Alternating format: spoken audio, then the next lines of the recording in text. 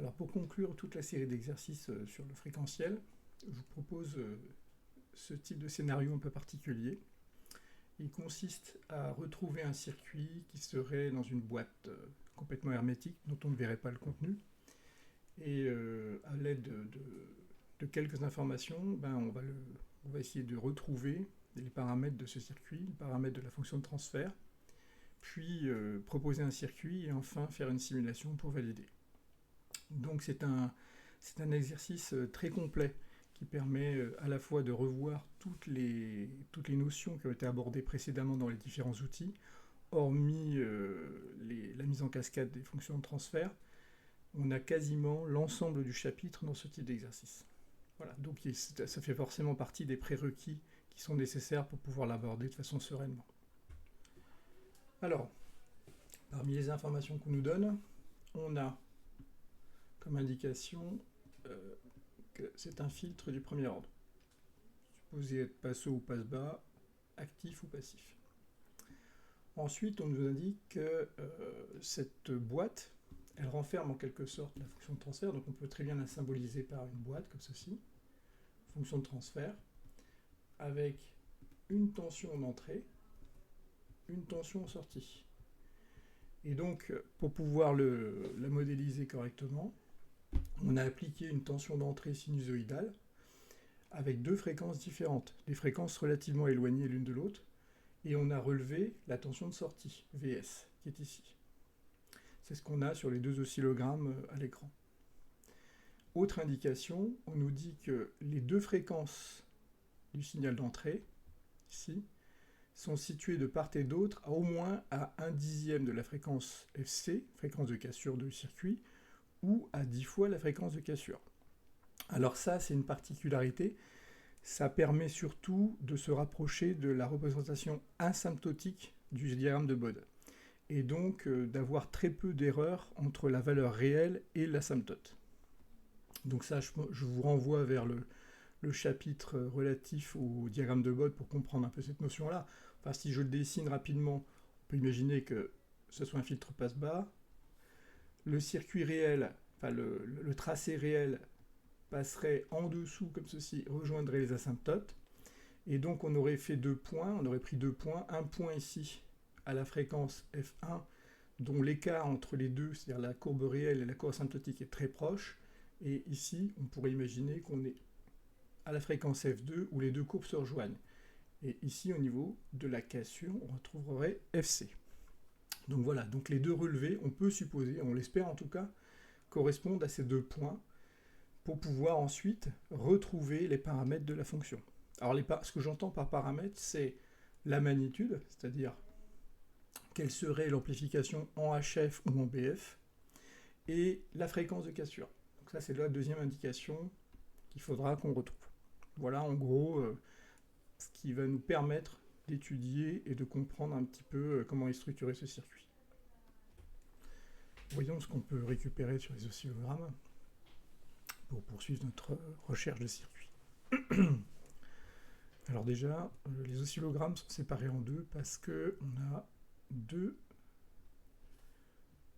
au niveau des temps, on a deux fréquences différentes. On voit bien qu'ici on a atteint les 40 millisecondes au maximum, alors que là on est à 0,2 millisecondes au maximum.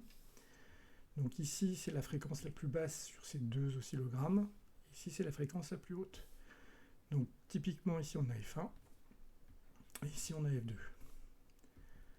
Alors, pour calculer la fréquence, il faut passer par la période, tout simplement. Donc la période, vous pouvez donner des points assez caractéristiques.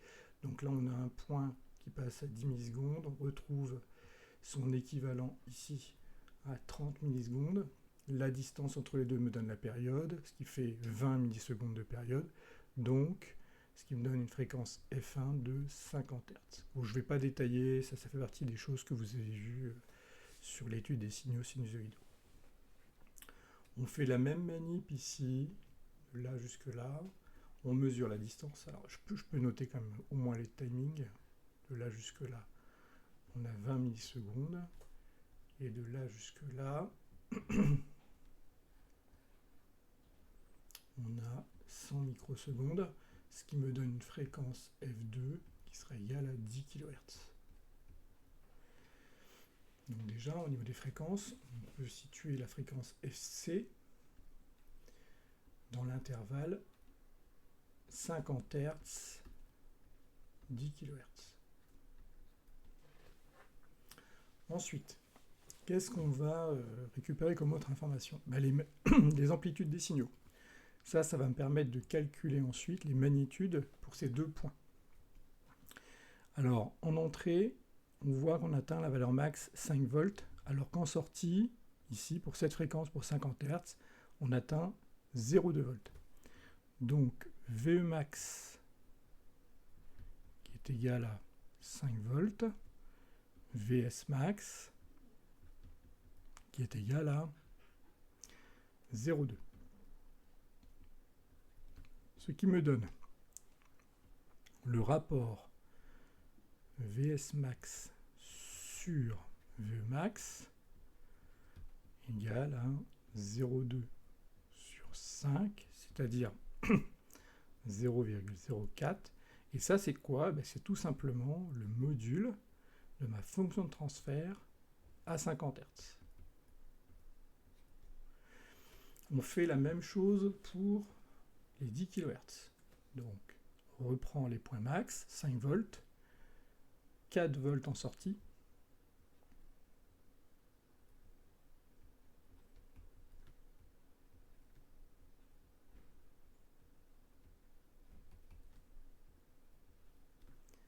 le rapport VS sur VE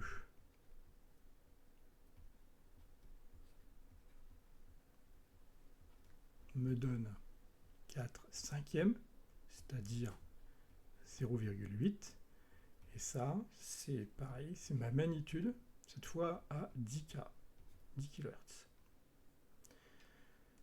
Avec cette indication, on sait tout de suite quel type de filtre on va avoir à faire. Notre magnitude, alors je vais plutôt l'écrire ici, notre magnitude à 50 Hz est plus petite que notre magnitude à 10 kHz. D'où filtre Passo. Donc déjà là, on connaît la nature de notre circuit. Ça c'est bien, c'est un premier point. Alors par contre, ça ne suffit pas pour préciser la nature du circuit, parce que je vous rappelle qu'on a au moins 3 circuits qui peuvent y répondre, 2 filtres Passo passifs et un filtre Passo actif. Donc là maintenant, il va falloir identifier parmi ces 3 lequel correspondrait le mieux. Alors deuxième élément qui nous permet d'identifier la nature du circuit, c'est l'argument de T, c'est-à-dire son angle, le déphasage entre VS et VE. Donc l'argument de T, je fais un petit rappel, qui est un angle, appelé Φ égal à l'argument de VS moins l'argument de VE.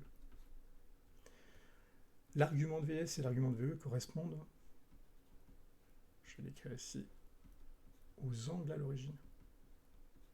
On peut les écrire autrement, si on peut écrire Φ VS, Φ VE. Ça, ce sont les angles à l'origine. Bon, je vous renvoie vers la partie, sur la partie qui traite des signaux sinusoïdaux dans le poly.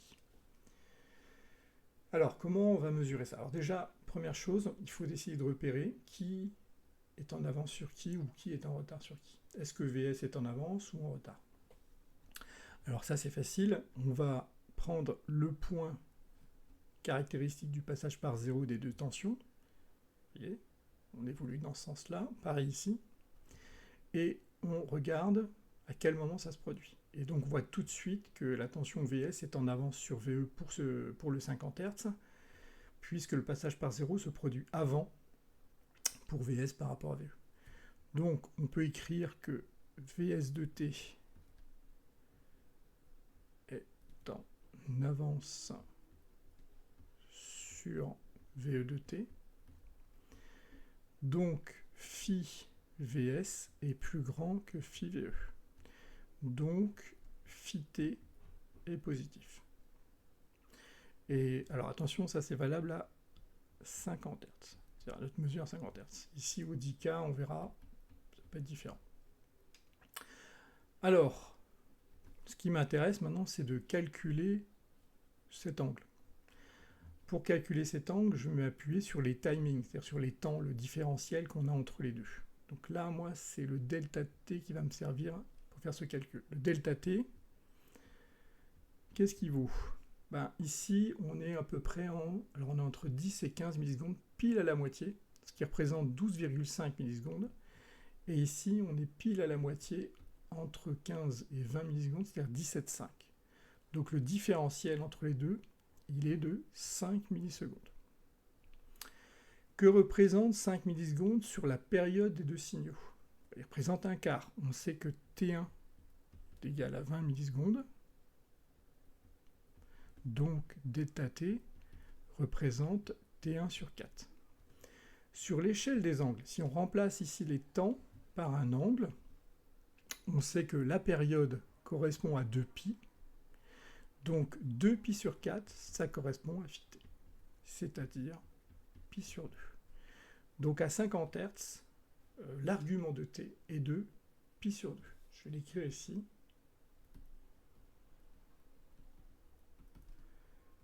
L'argument de t50 est égal à plus π sur 2.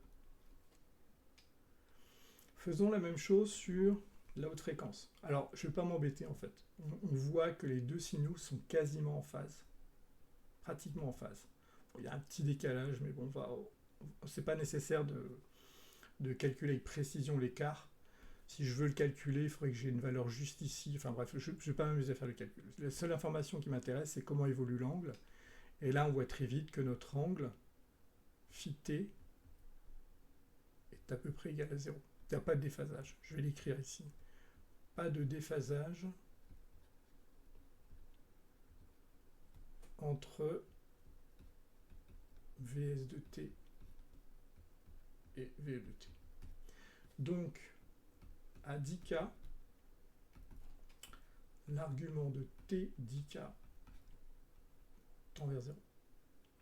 Donc on a une évolution de l'angle quand la fréquence augmente qui diminue de π sur 2 à 0, mais ça c'est normal, hein. C'est quelque chose qu'on a vu pour tous les filtres, c'est une évolution naturelle de tous les filtres. En revanche, ce qui est important, c'est le point de départ. On voit que l'argument commence à π sur 2 et tend vers 0.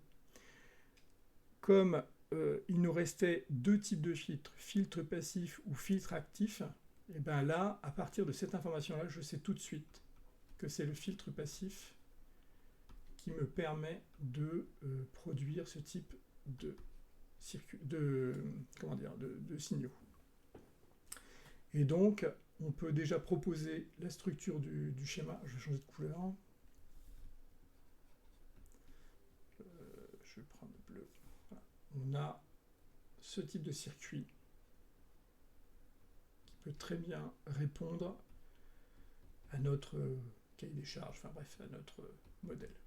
La GVE, la GVS, R1, C et R2. Donc à ce stade de l'exercice, on peut faire un petit résumé de tout ce qu'on vient de voir. Déjà, j'ai remis ici les valeurs en BF, argument de magnitude, pareil ici pour la HF. J'ai réécrit, redessiné du moins le schéma que l'on va proposer pour répondre aux conditions d'exercice. Et j'ai tracé ici donc le BOD, alors uniquement la magnitude, pour situer un petit peu les différents points de mesure. Alors, petite parenthèse, ici, j'utilise la pulsation plutôt que la fréquence, le rapport est de 2π entre les deux, hein, c'est à peu près la même chose, avec ici donc une expression en radians par seconde et puis en hertz. Donc comme on a 50 Hz, 50 fois 2π, ça fait 100π radians par seconde, et ici on a 20 fois 10 puissance 3π radians par seconde pour la HF. Et donc on retrouve nos deux points dont les coordonnées sont 100π 004 et 20 fois 10 puissance 3π 0,8 pour P2. Je peux les mettre sur l'ordonnée et puis l'abscisse et l'ordonnée de ce BOD. Donc ici on a oméga 1 et ici on a oméga 2. Et ici, on a un point intermédiaire qui va être utile, puisque c'est notre point sur lequel on va avoir oméga C, la cassure. Et il a aussi ce point, alors je vais l'appeler PC, ce point. Et on voit qu'il a pour abscisse, ordonnée 0,8. Donc on va l'écrire PC est à la pulsation de cassure et 0,8. Donc maintenant, je vais utiliser les équations asymptotiques pour calculer oméga C. Alors je rappelle rapidement ce qu'on appelle nous, les équations asymptotiques. Alors le détail du calcul et de la recherche d'équations se trouve dans votre poly, chapitre rappel mathématique ou outils mathématiques, je crois, de mémoire, à ce sujet. Donc rappel sur les équations asymptotiques en échelle log-log, puisqu'on trace toujours nos modes en échelle log-log. Alors imaginons que j'ai ici un repère log-log, avec en ordonnée des y, en abscisse des x. Donc, imaginons que j'ai une droite croissante comme ceci. J'ai un point sur cette droite, point A, qui a pour coordonnées xa, yk. Et l'équation de cette droite, c'est y égale yk x sur xa puissance n. N correspondant donc à la pente de la droite. D'accord ? Donc n peut être positif ou négatif suivant la nature de la droite. Si j'ai une droite descendante comme ceci, avec un point B, j'aurai alors y égale yb, x sur xb, puissance n, mais cette fois avec un n négatif. Là, ce serait un n positif.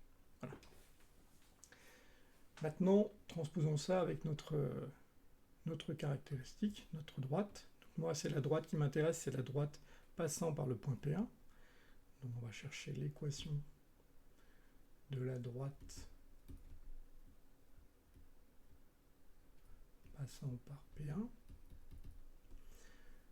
Donc nous, on n'a pas de Y, on a le module T en Y, qui est égal à, donc YA, c'est la magnitude en P1. Bon, pour l'instant, je vais l'appeler, je vais utiliser les représentations littérales, on fera les chiffres après, T1, que je multiplie par, en abscisse, c'est des oméga, donc c'est oméga sur oméga 1, puissance n.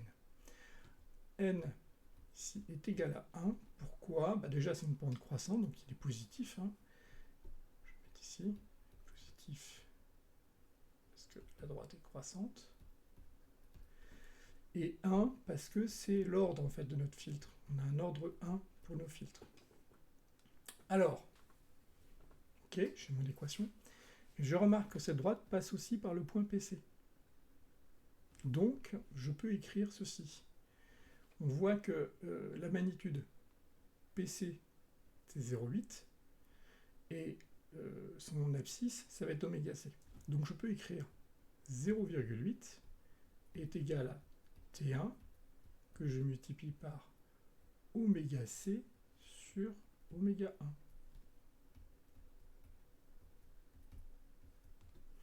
Puissance 1. Et bien, ce terme-là est connu, celui-ci est connu, on peut donc calculer oméga C.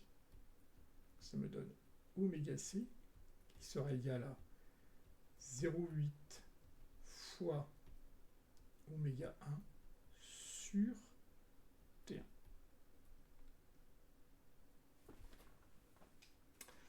Alors, si on fait le calcul, alors oméga 1, qu'est-ce que ça vaut ? Ça vaut 100 pi. T1, ça vaut 0,04. D'accord ? On peut écrire 0,08 sur 0,04 fois 100 pi. Et ça me donne en fait un oméga C qui serait égal à... Alors j'ai fait le calcul. Qu'est-ce que j'obtiens déjà ?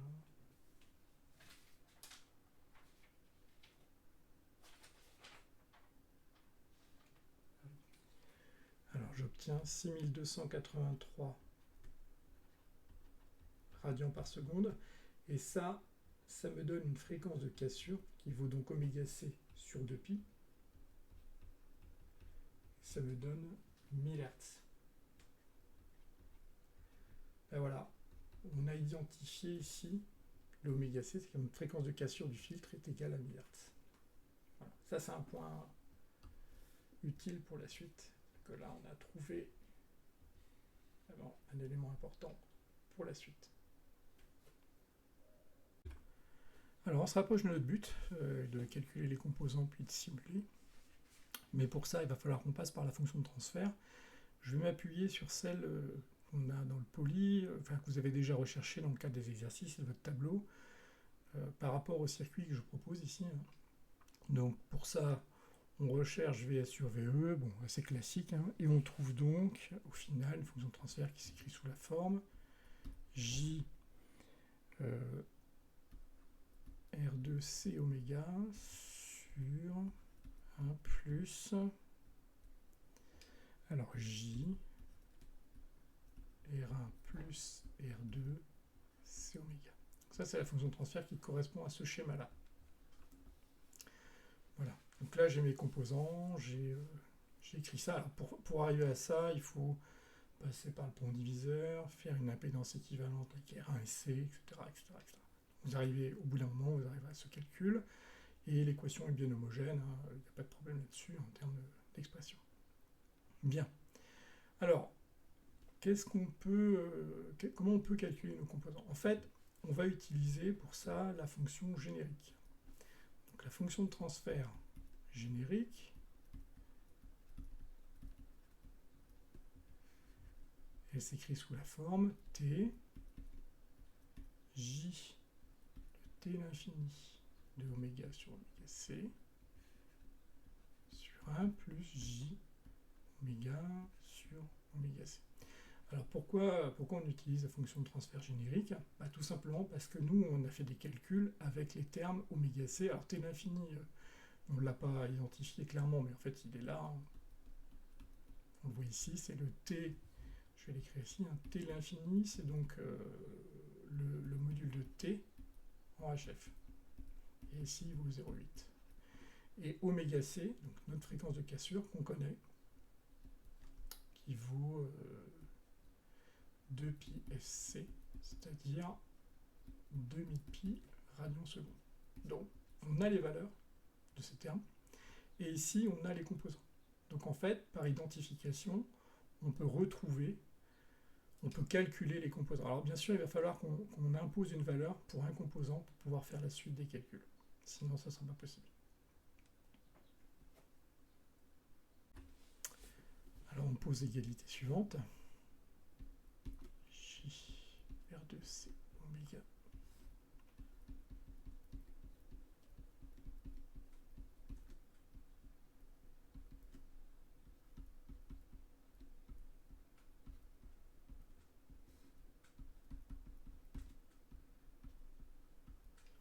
Voilà.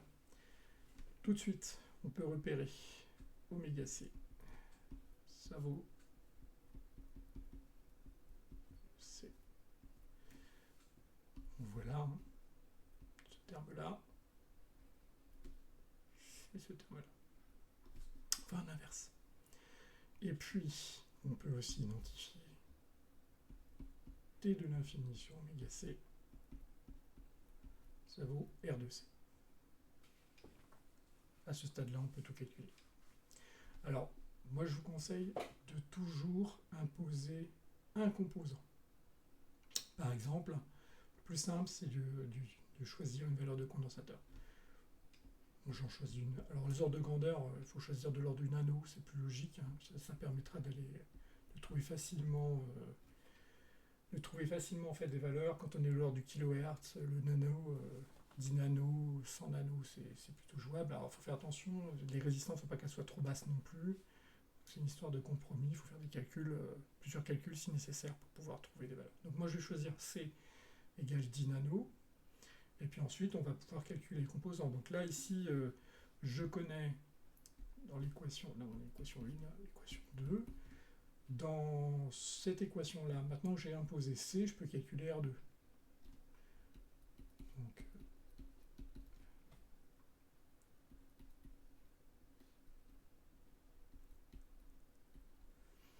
et en faisant ça, on peut trouver la valeur de R2, puis on fera ensuite la même chose ici pour calculer R1. Bon, je ne vais pas détailler le calcul, hein. Moi, je vais trouver les valeurs suivantes. Donc R2, par calcul, on trouve 12,7 kΩ. Et R1, on trouve 3,2. 3,4. Voilà. Donc là, j'ai tous mes composants. Alors bien sûr, si vous êtes en manip, en labo, et que vous voulez vraiment tester ce circuit en réel, les valeurs des composants là sont des valeurs calculées, ce ne sont pas des valeurs réelles de la série E12. Donc il faut s'en approcher en utilisant soit des potentiomètres, si vous pouvez, en réglant les potentiomètres, donc ça peut être assez fastidieux, mais c'est possible, ou en mettant des résistances les plus proches possibles. Typiquement, R1 se rapproche de la valeur normalisée, ici 3,3K par exemple. On pourrait prendre ça en valeur normalisée, série E12. 12E7, alors ça c'est difficile à obtenir directement, vous ne pourrez pas l'avoir, donc on peut faire une 12K à laquelle on l'associe à une 680 ohms, c'est-à-dire ça vous pouvez faire aussi 12 kΩ plus 680 ohms en série. Et ça vous rapproche de la valeur que vous voulez obtenir, mais il faut faire attention, en série E12, vous avez une erreur de 10%, donc malgré le fait de se rapprocher, vous ferez peut-être, vous n'atteindrez pas forcément la valeur voulue. Voilà. Donc l'utilisation des potentiomètres en résistance ajustable, ça permet d'avoir des valeurs plus justes. Passons à la simulation. Là, j'utilise LTSpice pour pouvoir faire les mesures. Alors, on a une tension d'entrée ici que j'utilise en alternatif pour pouvoir faire de l'analyse en fréquence, fréquentielle. Je fais varier ma fréquence de 1 à 500 kHz, et je fais 100 échantillons par décal. La tension d'entrée ici est injectée dans le filtre, donc on retrouve notre résistance 1 de 3,3K, notre capacité de 10 nano et la résistance R2 qui combinerait deux résistances en série de 12,680 kg. Et la tension de sortie. Donc maintenant, si je trace le mode, voilà ce que j'obtiens. Alors, j'affiche ici, voilà, j'affiche donc le curseur. Donc, en déplaçant mon curseur, ici on voit les points qui évoluent. Alors, en haute fréquence, on voit ici notre magnitude. Alors, je suis en dB, je vais changer ici, je vais mettre en rythmique. Voilà. Donc là, on est à 793 milli, voilà, c'est presque 0,8, d'accord. Et puis, pour notre fréquence de cassure, donc je vais chercher la fréquence de cassure 45 degrés. Voilà. 46. Voilà, on est à peu près. Voilà, je suis à 1 kHz. Alors, comment je sais que je suis à la fréquence de cassure? Il s'avère que pour. Là, ce que vous voyez ici en vert, en pointillé qui descend comme ceci, c'est l'argument, c'est l'angle.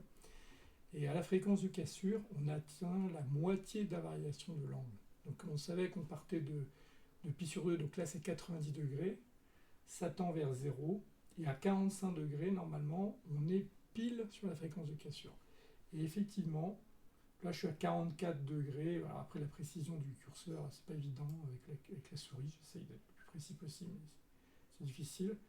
Voilà, quand je me rapproche des 45 degrés, là je suis à 998 Hz, à 44,9 degrés, quoi. Donc là on a bien la fréquence de cassure de 1000 Hz.